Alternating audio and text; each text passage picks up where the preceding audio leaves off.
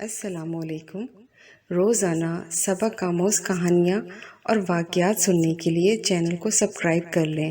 حمیرہ وحید لاہور کے گنجان آباد علاقے میں اماں اپنے بیٹے، بہو اور پوتے سفیان کے ساتھ رہتی تھی۔ اماں کا پوتا سفیان بہت اچھا لڑکا تھا۔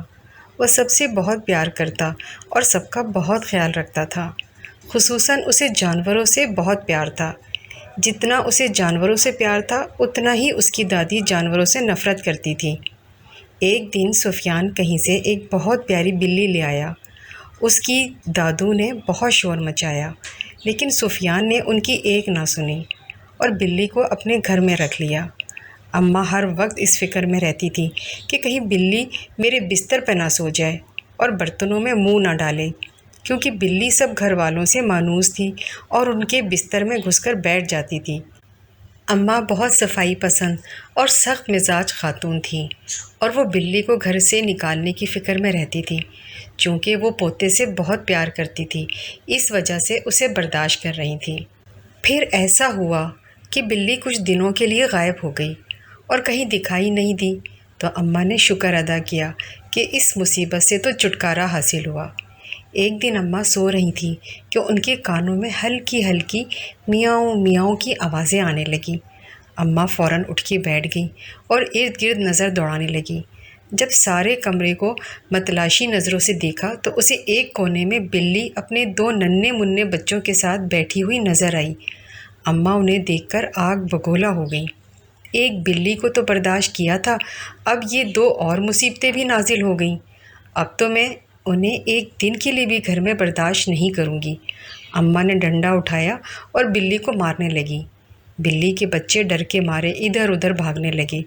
اماں کو یہ اندازہ نہیں ہو سکا کہ بلی سخت بیمار ہے اور وہ مار کھا رہی ہے، لیکن بھاگنے کی کوشش نہیں کر رہی اور نہ ہی اپنے بچوں کی طرف بھاگ رہی ہے۔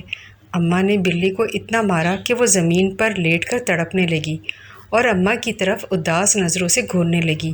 اس کی آواز بھی نہیں نکل رہی تھی۔ اماں نے دونوں بچوں کو ایک شاپنگ بیگ میں ڈالا اور اپنے گھر سے تھوڑے فاصلے پر بنے ہوئے ایک خالی گھر میں چھوڑ آئیں، جو ابھی زیر تعمیر تھا اور اس میں کوئی نہیں رہتا تھا۔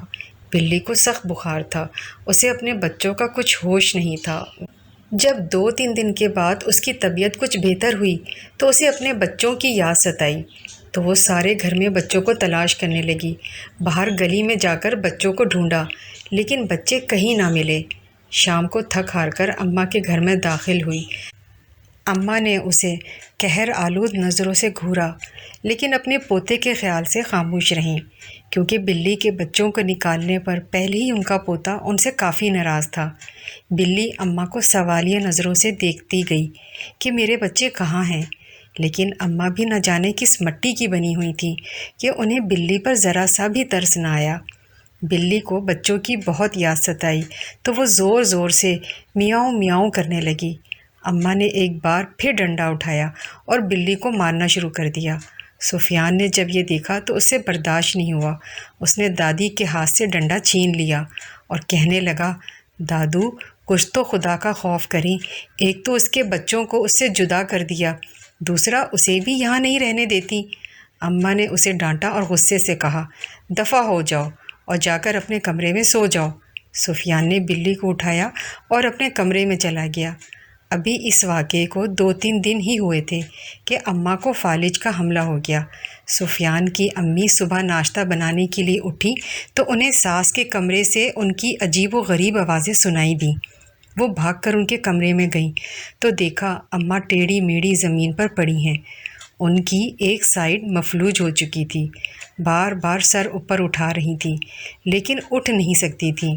اتنے میں سفیان بھی کمرے میں آ گیا۔ دونوں نے مل کر اماں کو اٹھایا اور بستر پر لٹا دیا۔ سفیان نے اپنی امی جان سے کہا، یہ بلی کو مارنے کی سزا ہے۔ سفیان کی امی کہنے لگیں، چھوڑو ان باتوں کو، پہلے ڈاکٹر کو بلاؤ۔ جب اماں نے پوتے کے منہ سے یہ الفاظ سنے تو ان کی آنکھوں میں آنسو آ گئے اور انہیں شدت سے اپنی غلطی کا احساس ہوا اور وہ رونے لگیں اور دل ہی دل میں اللہ تعالیٰ سے معافی مانگنے لگیں۔ اللہ کی لاٹھی بے آواز ہے۔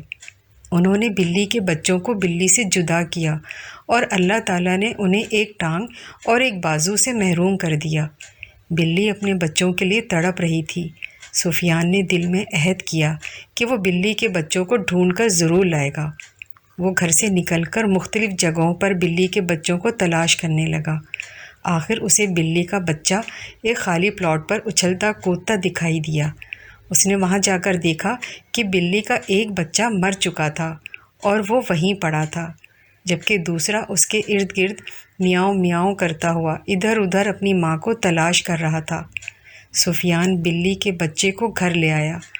جیسے ہی بلی نے اپنے بچے کو دیکھا تو زور زور سے میاؤں میاؤں کرنے لگی اور اپنے بچے کو چومنے لگی اور اپنی محبت کا اظہار کرنے لگی۔ اماں نے دل سے توبہ کر لی تھی کہ اللہ میاں مجھے معاف کر دے، تو میں کبھی کسی کے بچوں کو اس کی ماں سے جدا نہیں کروں گی۔ جس طرح انسان اپنے بچوں کی خاطر ہر ظلم برداشت کرتا ہے اور ہر مشکل سے گزر جاتا ہے، اسی طرح حیوان بھی اپنے بچوں کے لیے ایسے ہی جذبات رکھتے ہیں۔ چاہے کوئی انسان ہو یا حیوان، بچے سب کو پیارے ہوتے ہیں۔